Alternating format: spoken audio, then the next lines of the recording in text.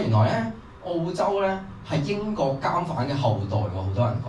如果你一落機咧，你就會發現，咦，英國監犯嘅後代咧都係華人養嘅，點解？點解全部都係華人嚟嘅咧？咁我又開始咧了解下佢哋啲文化啊嘛。佢哋咧原來啲英文咧都會好唔同喎，但係佢哋係會成隻字調轉咗啦，好中意簡稱啊。即係譬如咧 breakfast 咧，佢哋會講 brekkie 咁樣，跟住 avocado 咧，佢哋會講 avo 咁樣嘅。lazy 咧，佢哋有另外一隻字喎，叫 work-life balance 咁樣嘅，好得意。哇，4點鐘收工嘅咩可以？work-life balance 咁樣。跟住佢最過分係咩咧？佢有一個咧就係燒嘢食 barbecue 咧，佢會 cut 咗變咗做咩咧？就係叫 barbie。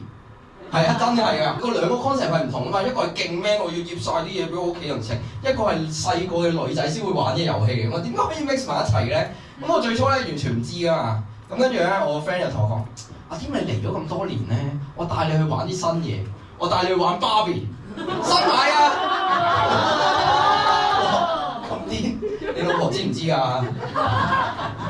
我老婆上次先讚我啊，上次嗰啲豬扒夠肥高，正嚇，冇理由 Barbie 會有豬扒嘅喎，但係佢哋唔係全部都24寸嘅咩？冇理由有豬扒㗎，咁樣點會有肥高咧？啊，你又知係24寸喎，不過上次衰啊，啲毛清得唔乾淨，黐晒落個口度。哇！你個變態佬，你唔係攞嚟食啊嘛？點會得我攞嚟食啊？我梗係逼埋我仔食啦！我話你唔食嗰啲你唔長大㗎。